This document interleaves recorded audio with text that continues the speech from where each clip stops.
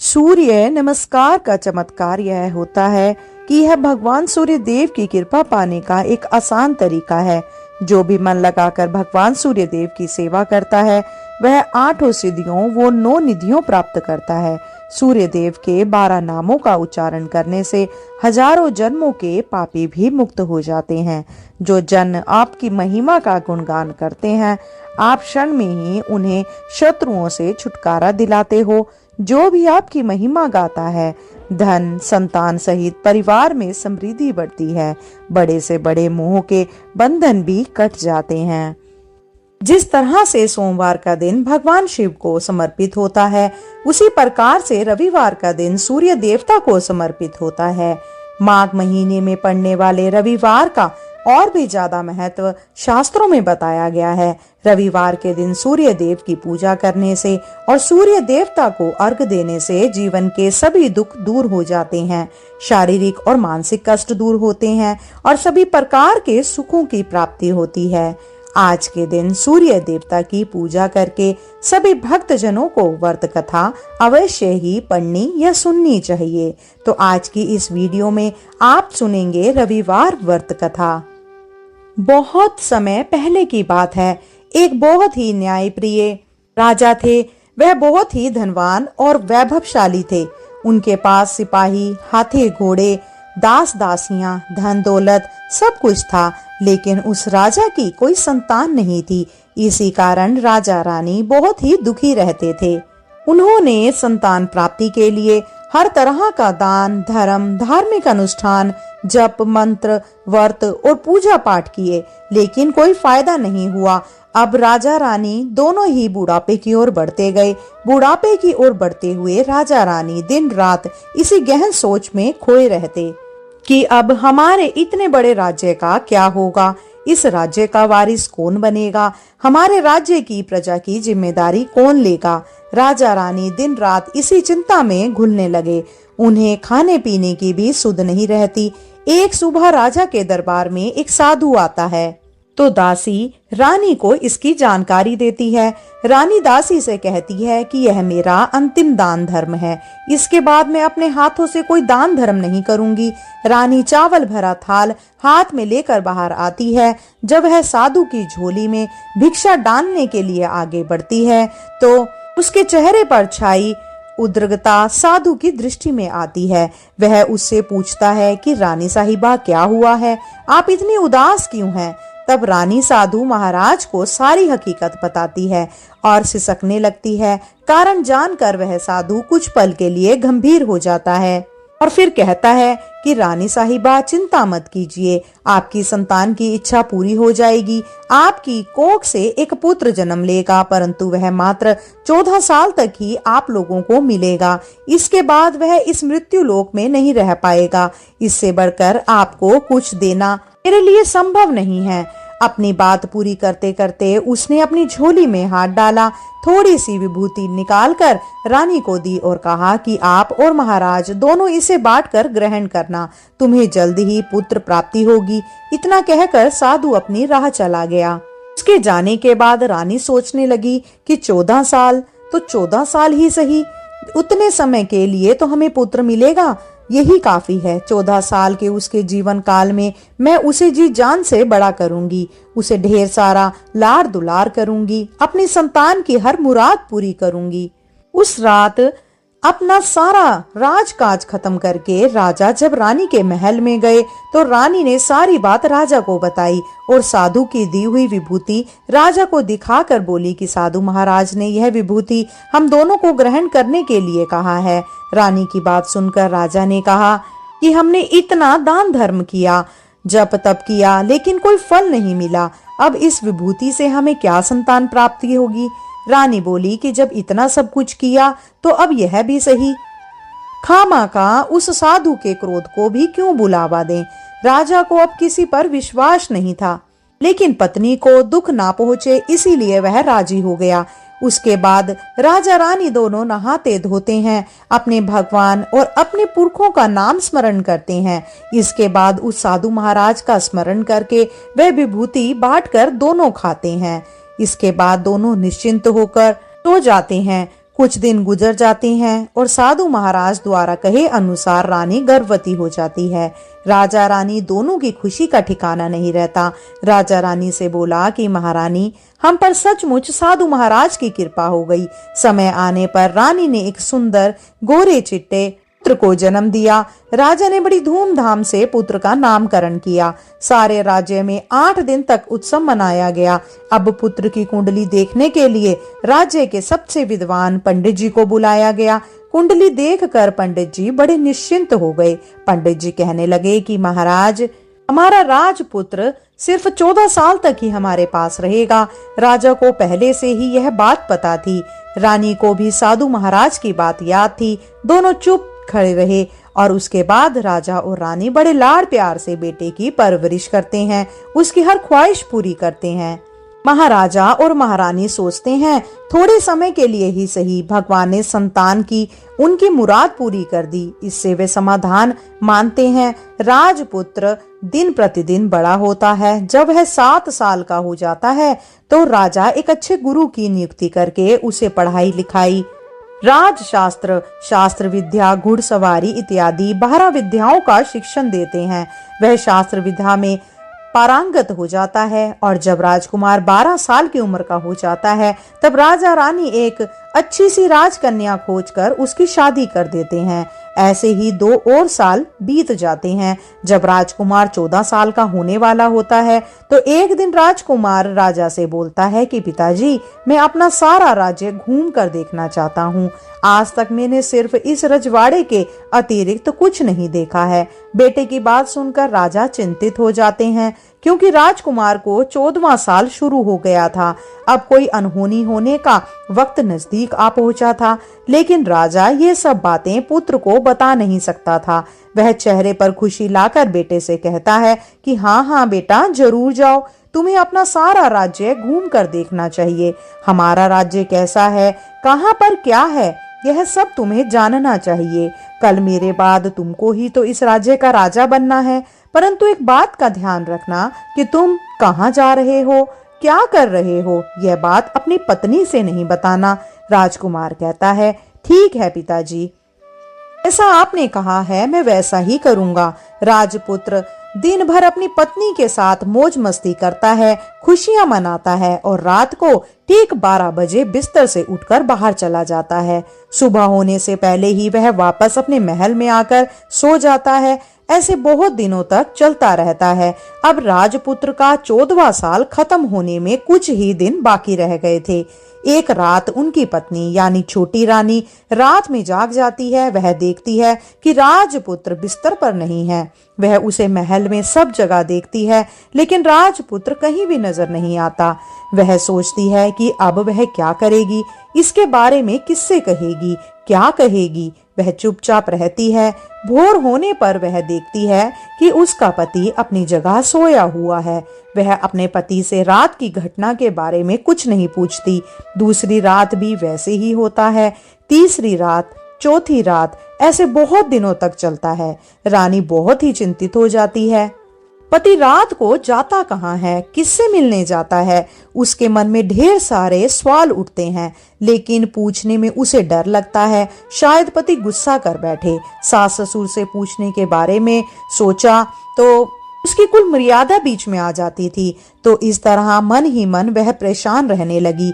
इस हालत में उसे खाने पीने में दिलचस्पी नहीं होती। वह दुबली पतली हो जाती है। उस राज्य में फूल बेचने वाली एक बूढ़ी मालिन थी। वह हमेशा छोटी रानी को फूल देने उसके महल में आती थी। उस बुढ़िया का ध्यान छोटी रानी पर जाता है।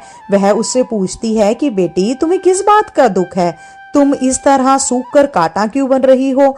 उस पर रानी कहती है कि अम्मा, तुम्हें क्या बताऊं, तुम्हारा राजपुत्र हर रात बिस्तरे पर से उठकर कहीं चला जाता है और सुबह होते ही वापस आकर सो जाता है।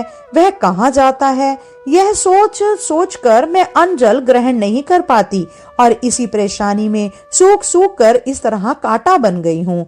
बुढ़िया सब बातें सुनकर उसे एक उपाय बताती है कि तो तुम बेटी ऐसा करना, आज रात तुम सोना मत, उसके पीछे पीछे जाकर देखना कि वह कहाँ जाता है, क्या करता है, उसकी अच्छी तरह से पहरेदारी करना। रानी कहती है कि अगर मुझे नींद आ गई तो मैं क्या करूंगी। बुढ़िया बोली कि तुम्हें नींद ना आए इसके लिए तुम एक काम करना, अपने बाएं हाथ की उंगली में एक जख्म करना, उस पर थोड़ी सी मिर्ची छिड़कना, उससे तुम्हें बहुत जलन होगी और उस पीड़ा से तुम्हें रात भर नींद नहीं आएगी। रानी बुढ़िया के कहे अनुसार ऐसा ही करती है। उंगली की जलन से उसे बहुत देर तक नींद नहीं आती, लेकिन बाद में वह सो जाती है। दूसरे दिन सुबह बुढ़िया फूल लेकर उसके महल में पहुंचती है और पूछती है कि क्या हुआ बेटी, क्या तुम देख पाई कि तुम्हारा पति कहाँ जाता है। रानी कहती है कि नहीं अम्मा, पहले कुछ समय जलन के कारण मुझे नींद नहीं आई, पर कुछ देर पश्चात मैं सो ही गई। बुढ़िया कहती है कोई बात नहीं, आज तुम उंगली पर पहले से थोड़ा और बड़ा जख्म करना और ज्यादा मिर्चें लगाना। रानी वैसे ही करती है, परंतु वह सिर्फ पति के बिस्तर से उठकर बाहर निकलते वक्त तक जाग पाई। वह उसके पीछे नहीं जा सकी क्योंकि उस समय तक उसकी आंखें मूंद गई थी। अगले दिन सुबह बुढ़िया आती है तो उसके पूछने से पहले ही रानी रो रो कर कहती है अम्मा, मैं आज भी उनकी पहरेदारी ठीक तरह से नहीं कर पाई। बुढ़िया कहती है रोना नहीं बेटी, सब कुछ ठीक हो जाएगा। तुम आज रात जख्म और बड़ा करना और उस पर ज्यादा मिर्चें छिड़कना। एक काम करना बेटी, वह जब जाने के लिए निकलता है तो उसका रास्ता रोककर उससे पूछना कि कहाँ जा रहे हो। बुढ़िया ने जैसा बतलाया रानी ने वैसा ही किया। आज रात उसे नींद नहीं आती। पति रात 12 बजे बिस्तर से उठकर जब महल से निकलने के लिए चलने लगता है तो उस बुढ़िया ने जैसा बताया था वह वैसा ही करती है। तोड़कर जाकर पति का रास्ता रोक लेती है और कहती है कि आप कहाँ जा रहे हो, आप किससे मिलने जा रहे हो, मुझे बताओ। राजपुत्र उसे समझाने की बहुत कोशिश करता है कि देखो, अगर मैंने तुम्हें बता दिया तो मैं दोबारा तुम्हें नहीं मिल पाऊंगा। रानी बोली कि कोई बात नहीं, ना मिल पाओ, लेकिन आप रात में कहाँ जाते हो, किससे मिलते हो, यह मुझे बता दीजिए। राजपुत्र निरुपाय हो जाता है। पत्नी की जिद के आगे उसकी एक नहीं चल पाती। ठीक उसी समय उसका 14वां साल खत्म हो जाता है। 15वां साल लगने वाला था। वह सोचता है कि जो होता है वह हो जाने दो। यह सोचकर वह कुछ चावल मंत्रों से सिद्ध करके पत्नी को देकर कहता है कि इन चावलों को दोनों हाथों की मुट्ठी में पकड़ना। पहले दाएं हाथ में पकड़े चावल मेरे ऊपर फेंकना, तुम्हें पता चल जाएगा कि मैं कौन हूँ। इसके बाद बाएं हाथ में पकड़े चावल मेरे ऊपर फेंकना, तब मैं जैसा था तुम्हें मिल जाऊंगा। लेकिन यदि तुम बाएं हाथ के चावल मेरे ऊपर फेंकना भूल गई तो मैं तुम्हें कभी नहीं मिल पाऊंगा। रानी बोली कि मैं नहीं भूलूंगी। यह कहकर रानी बड़े आत्मविश्वास के साथ दाएं हाथ में पकड़े चावल पति के ऊपर फेंक देती है तो राजपुत्र एकदम एक विशाल घोड़ा बन जाता है। एकदम उम्दा सफेद गर्दन और लंबे आयाल। देखते देखते वह तेजी से दौड़ने लगता है। रानी उस घोड़े को एकदम भुचक्की होकर देखने लगती है और पति ने बाएं हाथ के चावल फेंकने की जो बात कही थी उसे वह भूल जाती है। उसकी आंखों के सामने घोड़ा महल के बाहर निकलकर चला जाता है। घोड़ा महल से बाहर जाता है और वापस नहीं आता। अब रानी को बड़ा पश्चाताप होता है। वह स्वयं को कोसने लगती है, लेकिन अब उसका कोई फायदा नहीं होने वाला था। राजपुत्र अब वापस नहीं आने वाला था। सुबह होते ही महाराजा महारानी को सब बात पता चल जाती है। उन्हें बहुत दुख होता है। वे बिस्तर पकड़ते हैं और राह देखते हैं कि एक दिन उनका बेटा वापस आ जाएगा। इस तरह 1 महीना गुजरता है, 2 महीने गुजरते हैं, 3 महीने गुजरते हैं और आखिर 6 महीने निकल जाते हैं। राजपुत्र का कोई अता पता नहीं लगता। राजपुत्र को ढूंढने के लिए राज्य के गांव-गांव सिपाही भेजे जाते हैं, लेकिन उन्हें कोई सफलता नहीं मिलती। रानी यह सोचकर स्वयं को मन ही मन कोसती है कि उसकी अपनी हट के कारण पति गायब हो गया। वह प्रण लेती है कि वह कुछ भी करके पति को ढूंढ कर ही रहेगी और उसे वापस घर लेकर आएगी। एक दिन वह सुबह उठकर सास ससुर के महल में जाती है और कहती है कि मैं अपने पति की खोज में जा रही हूँ। महाराजा महारानी को और क्या चाहिए था। उनका बेटा उन्हें वापस मिलना चाहिए था। वे बहू को जाने की अनुमति देकर कहते हैं कि बेटी, तुम जो चाहे वह करो, जहां जाना है वहां जाओ, लेकिन हमारे बेटे को वापस लेकर आओ, भगवान तुम्हें कामयाबी दे। रानी अब अपना शाही वेश बदलकर एक सेठानी बन जाती है। उसके बाद उसने अपने कुछ दास दासियों को, कुछ नौकरों को अपने साथ में लिया, कुछ सामान साथ लिया और राज्य की सीमा पर जाकर वहां एक भोजनालय खोल दिया। वह वहां आने वाले सभी यात्रियों को खाना खिलाने लगी, मुफ्त में देने लगी। उसने एक शर्त रखी कि उसके भोजनालय में खाना खाने वालों को उसकी मालकिन को यानी राजकन्या को उसकी देखी हुई कोई अजीब चीज बतानी पड़ेगी। वहां आने वाला हर नागरिक अपनी तरफ से मैंने यह देखा, मैंने वह देखा कहकर वहां से मुफ्त का खाना खाकर जाता था। परंतु रानी को जो बात चाहिए थी वह अब तक मिली ही नहीं थी। ऐसे ही कुछ दिन बीत गए। इसी दौरान एक और घटना घटती है। रानी के महल में फूल लेकर जाने वाली बुढ़िया के एक बेटा और बहू थे।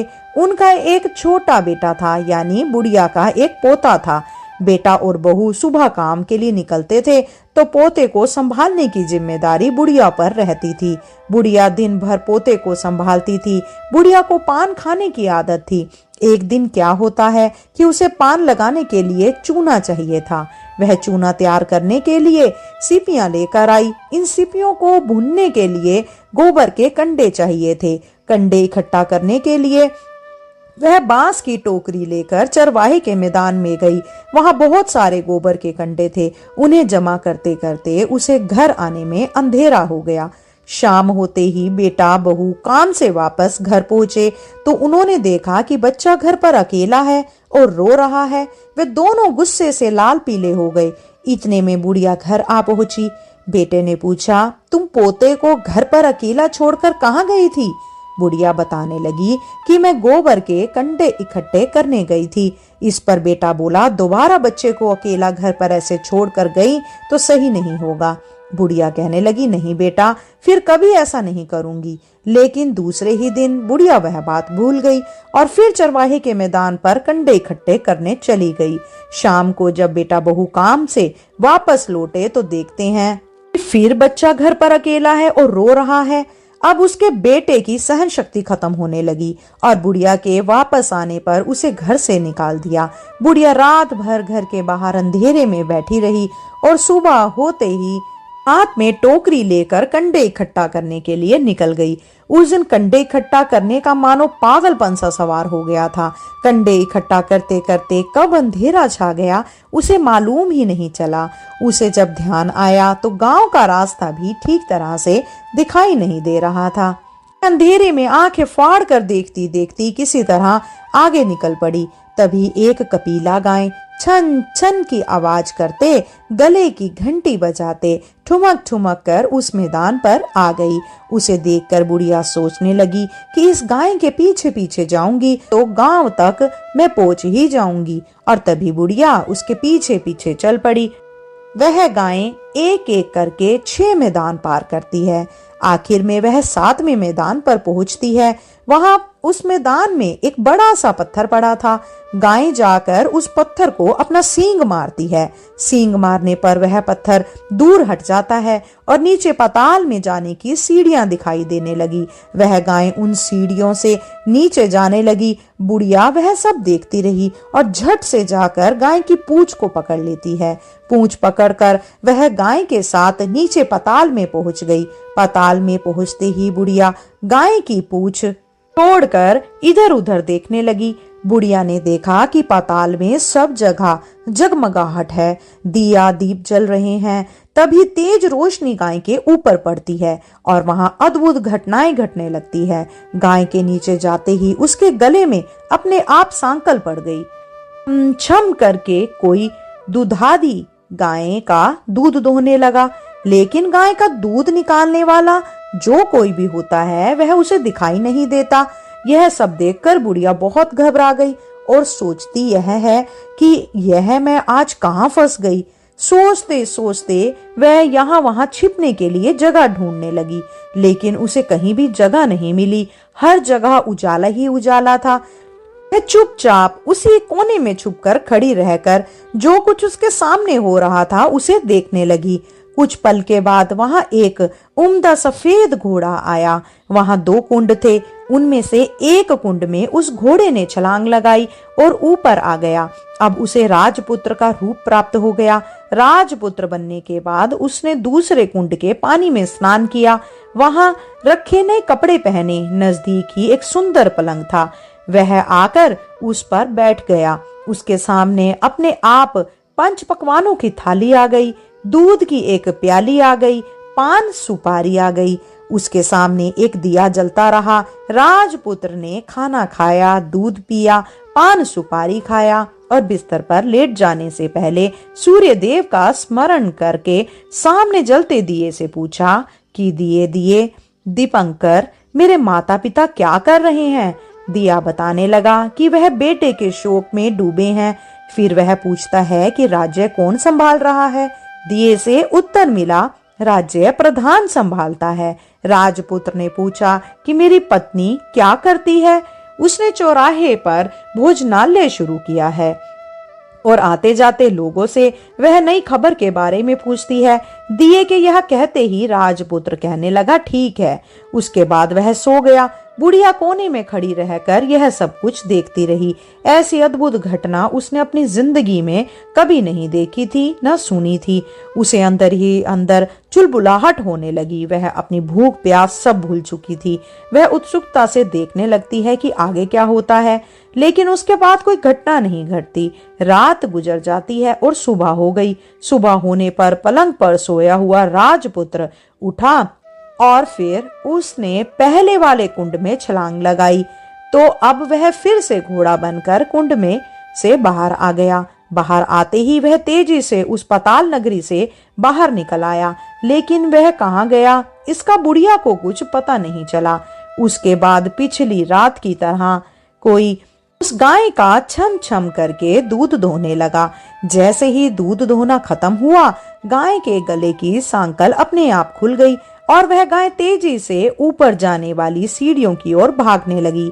गाय को ऐसा देखते दौड़ते देख बुढ़िया सोचने लगी कि अब गाय के साथ यहाँ से ऊपर जाना ही समझदारी है, नहीं तो कोई मुसीबत आकर मेरे ऊपर टपक जाएगी। उसने झट से गाय की पूंछ पकड़ ली और गाय के साथ ऊपर आ गई। गाय जब ऊपर मैदान में पहुंची तो उस सुरंग का रास्ता अपने आप बंद हो गया और उसके मुंह पर एक बड़ा सा पत्थर पूर्ववत खड़ा हो गया। ऊपर आकर वह गाय जंगल की ओर निकल गई तो इधर बुढ़िया एकदम बावली सी हो गई। उसने पाताल नगरी में जो कुछ देखा था वह जल्द से जल्द किसी को बताने के लिए उतावली हो उठी। उसे एकदम याद आया कि नगर की सीमा पर कोई औरत भोजनालय चलाती है और नई बात बताने वाले को अच्छा खाना पीना मुफ्त में देती है। वह सोचने लगी कि क्यों ना मैं यह सब बात उस औरत को जाकर बताऊं।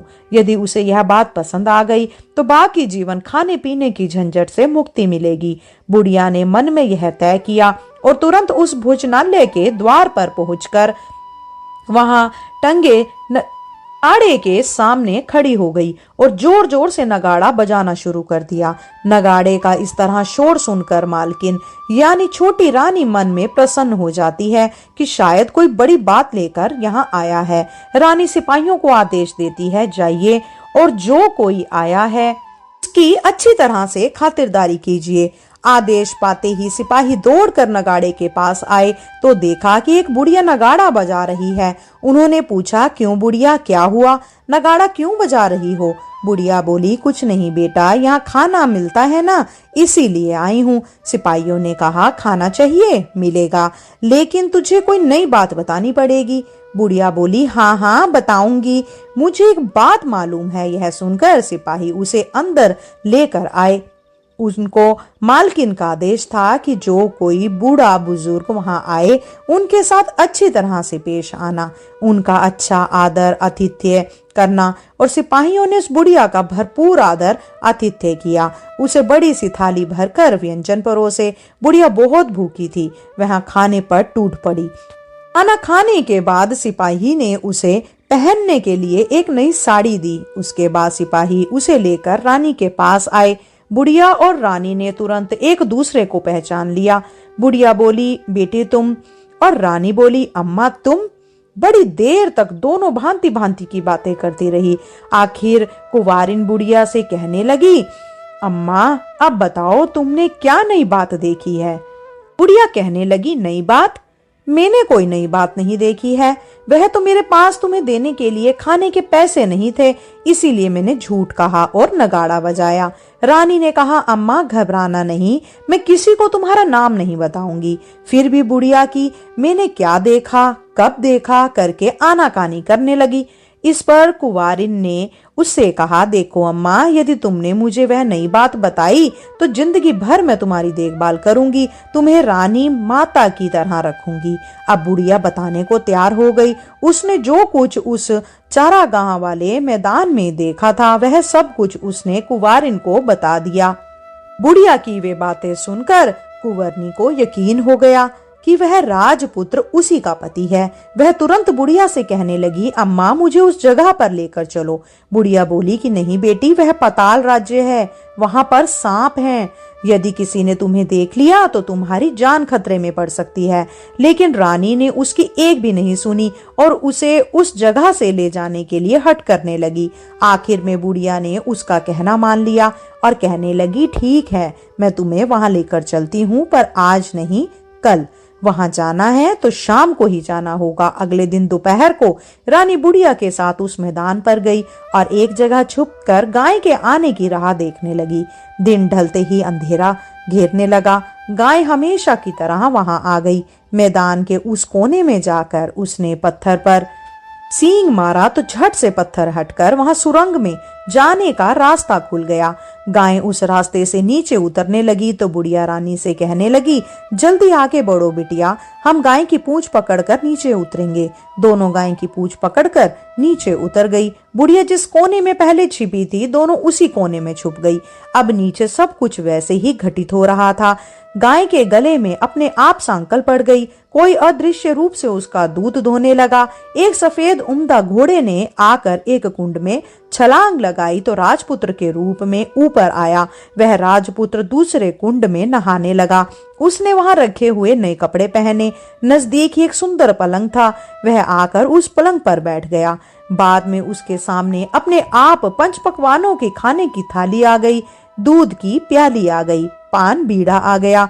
राजपुत्र सब ग्रहण कर कर सोने के लिए पलंग पर गया तो सोने से पहले सूर्यदेव का स्मरण करके वह दिए से पूछने लगा, दिए दिए दीपंकर, मेरे माता पिता क्या कर रहे हैं?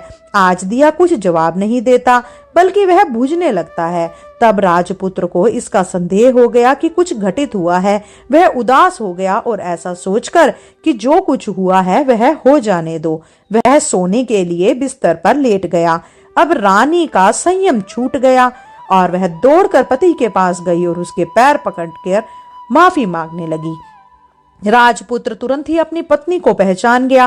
वह झट से पीछे हट गया और चिल्लाने लगा कि नहीं नहीं, मुझे मत छूना, नहीं तो सर्वनाश हो जाएगा। रानी दोनों हाथ जोड़कर पति से अपनी भूल स्वीकार करने लगी, माफी मांगने लगी। रानी ने कहा कि स्वामी, मुझसे भूल हो गई है। मुझे आपसे नहीं पूछना चाहिए था कि आप रात को कहाँ जाते हो। मैं अपनी भूल स्वीकार करती हूँ। मुझे मेरी भूल की सजा मिल गई है। अब आप घर चलिए। आपके वियोग में आपके माता पिता ने बिस्तर पकड़ लिया है। आपकी प्रजा भी बहुत दुखी है। उस पर राजपुत्र कहने लगा कि एक बार तुम गलती कर बैठी हो, अब दोबारा गलती मत करना, नहीं तो जो अब मैं तुम्हें दिख रहा हूँ वह भी नहीं दिखूंगा। रानी अब विलाप करने लगी और जोर जोर से जमीन पर सिर पटकने लगी। राजपुत्र के मन में उसके प्रति दया उत्पन्न हो गई। वह उससे कहने लगा कि यदि तुम मुझे वापस पाना ही चाहती हो तो तुम्हें एक काम करना होगा। काम बहुत कठिन है, लेकिन वह तुम्हें अकेले ही करना होगा। रानी कहने लगी, कहो स्वामी, कितना भी कठिन काम हो मैं उसे अवश्य पूर्ण करूंगी। इसके बाद राजपुत्र ने उसे बताया कि इस पाताल में ऊपर जाते ही तुम्हें एक घना जंगल नजर आएगा। ऐसे 6 जंगल पार करने के पश्चात 7वां जंगल मिलेगा। वह जंगल सबसे घना है। उस जंगल में बीचों बीच एक पीपल का पेड़ है। उसके आसपास की जगह पत्ते, फंदे, जटाएं, कांटे इत्यादि से ढक चुकी है। वहां बाघ, शेर, भालू, सांप सभी की धमा चौकड़ी बैठती है। तुम्हें उन सब को भगाकर वह जगह साफ करनी है। उसकी गोबर से लिपाई करके उसे पवित्र बनाना है, रंगोली से सजाना है। उसके बाद वहां धूप कपूर अगरबत्ती जलानी है, फूल कुमकुम से पेड़ के तने की पूजा करनी है, दूध दही से बने चावल का भोग चढ़ाना है। यह सब तुम्हें दोपहर को 12 बजे से पहले करना है। 12 बजने के समय तुम्हें उस जगह पर बैठकर सूर्य भगवान का ध्यान करना है। ठीक 12 बजे सूर्य भगवान का रथ वहां उतरेगा। भगवान सूर्य देव वह सब देखकर खुश हो जाएंगे और कहेंगे, जिस किसी ने यह सब किया है उसे मैं मनचाहा फल दूंगा। तो तुम भगवान सूर्य देव के सामने जाकर उनके रथ का दाहिना घोड़ा मांगना और उसके पश्चात मैं तुम्हें मिल जाऊंगा। इतनी बात कहकर राजपुत्र अपने पलंग पर सो गया और छोटी रानी भोर होने की राह देखने लगी। भोर होते ही वह बुढ़िया के साथ गाय की पूंछ पकड़कर ऊपर आ गई। ऊपर आने के बाद वह बुढ़िया से कहने लगी, अम्मा, अब मैं अकेले ही आगे जाऊंगी, भोजनालय वापस जाओ। वह जंगल में जाकर राजपुत्र की बताई जगह ढूंढने लगी और किसी तरह सभी को वहां से भगाकर उसने वह जगह साफ कर दी। बाद में राजपुत्र ने जैसा बताया था वैसी लिपाई पुताई करके वापस आ गई। दूसरे दिन रानी पो फटने से पहले उठी और जंगल में उस जगह पहुंची। वहां जाकर उसने इत्र और गुलाब का पानी छिड़ककर वह जगह सुगंधित की। फिर धूप अगरबत्ती जलाकर उसे पवित्र किया और पूजा की सभी सामग्रियां वहां तैयार रखकर पूजा की। सूर्य भगवान का ध्यान कर कर बैठ गई। जैसा कि उसके पति ने उसको बताया था, दोपहर को ठीक 12 बजे सूर्य भगवान का रथ उस पीपल के पेड़ पर आकर रुका। सूर्य भगवान ने जब रथ के नीचे देखा तो वहां पर सुगंधित वातावरण देखकर वह बहुत प्रसन्न हो गए। फिर वे बोले, जिस किसी ने यह काम किया है वह यहाँ आकर आज मुझसे कुछ भी मांगे, मैं उसे दे दूंगा। रानी ने जब यह शब्द सुने तो बिना किसी समय गवाए दौड़कर उनके सामने आ गई। उनको साष्टांग नमस्कार करके बोली, भगवान, वह मैं ही हूँ, मैंने ही यह सब जगह साफ की है। अच्छा, तो तुम्हें जो चाहिए वह मांगो। रानी बोली, भगवान, मुझे अपने रथ का दाहिना घोड़ा चाहिए। सूर्य भगवान बोले, नहीं नहीं, मैं तुम्हें और कुछ भी दे सकता हूँ, लेकिन यह दाहिना घोड़ा नहीं दे सकता। रथ के 12 घोड़े हैं, तुम चाहो तो कोई और घोड़ा मांग लो, लेकिन यह दाहिना घोड़ा नहीं, वह मैं तुम्हें नहीं दे सकता। छोटी रानी ने एक नहीं सुनी। वह सूर्य देव से एक ही बात कह रही थी कि वही दाहिना घोड़ा दे दीजिए, नहीं तो मैं आपके पैरों में गिर गिर कर अपनी जान दे दूंगी। अब सूर्य देव धर्म संकट में पड़ गए। उन्होंने वचन दे दिया था, अब मैं अपने वचन से पलट भी तो नहीं सकता था। सूर्य देव ने कहा, ठीक है, मैंने तुम्हें वह घोड़ा दिया, लेकिन वह तुम्हें यहाँ नहीं मिलेगा, तुम्हें उसे पाताल में जाकर लाना होगा। रानी बोली, भगवान, पाताल में ही क्या मैं उसे पाने के लिए कहीं भी जा सकती हूँ? रानी को वचन देकर सूर्यदेव अपने मार्ग पर चले गए और इधर रानी जंगल से अपने भोजनालय में आ गई। फिर वह उसी बुढ़िया को लेकर उस मैदान पर आ गई।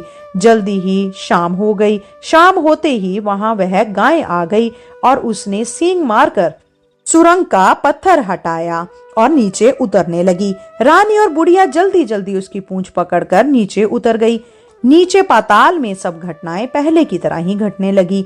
घोड़े का एक कुंड में नहाकर राजपुत्र बन जाना, नहा धोकर पलंग पर जाकर बैठना, तो उसे खाने की थाली, दूध की प्याली आना, पान बीड़ा आना। लेकिन आज एक नई घटना घटी। आज 2-2 थाली, 2-2 दूध की प्याली, 2-2 पान बीड़े उनके सामने आए। वह कुछ नहीं बोला, अपने हिस्से की थाली खाकर, दूध पीकर और पान बीड़ा चबाकर वह सोने चला गया और हमेशा की तरह दिए से पूछने लगा, दिए दिए दीपांकर, मेरे माता पिता क्या करते हैं? दिए ने बतलाया, वे दोनों तुम्हारे शोक में मरने की स्थिति में पहुंच गए हैं। यह सुनते ही उसकी आंखों से आंसू टपकने लगे। फिर वह पूछने लगा, दिए दिए दीपांकर, मेरा राज्य कौन चला रहा है? दिए ने बतलाया, तुम्हारा राज्य प्रधान चला रहा है और वह सब कुछ हड़प चुका है, प्रजा पर बहुत अत्याचार कर रहा है।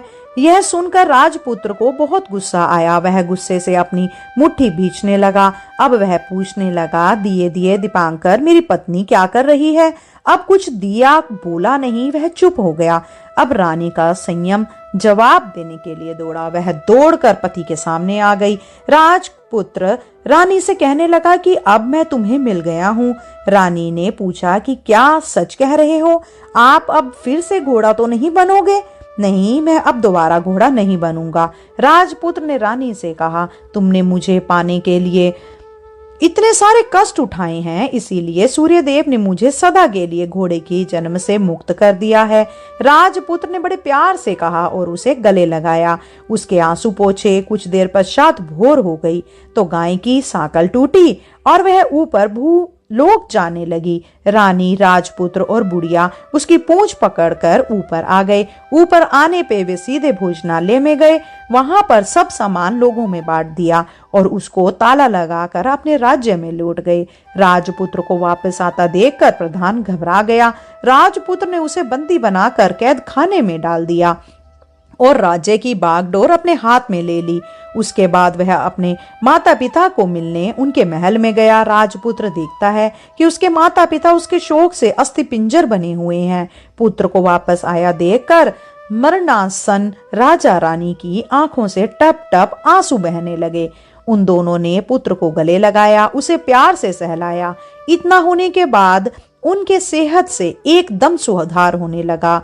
कुछ दिनों में ही वह बिस्तर से उठकर बैठ गए। पुत्र को आशीष देने लगे। राजपुत्र के आने की खबर तुरंत राज्य भर में फैल गई। प्रजा खुशी से फूले ही नहीं समाई। प्रजाजन राजमहल के सामने इकट्ठे हो गए। राजपुत्र ने भी उन्हें दर्शन दिए और वचन भी दिया कि आज से उन्हें कोई दुख नहीं पहुंचेगा। राजा ने अपने पुत्र का राज्याभिषेक करके उसे सिंहासन पर बिठाया और बहू को महारानी का दर्जा दे दिया।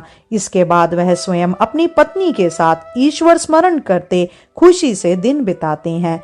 महाराजा बना राजपुत्र अच्छी तरह से राज्य चलाने लगा और अपनी पत्नी के साथ सुख शांति से जीवन व्यतीत करने लगा। बोलिए सूर्य भगवान की जय।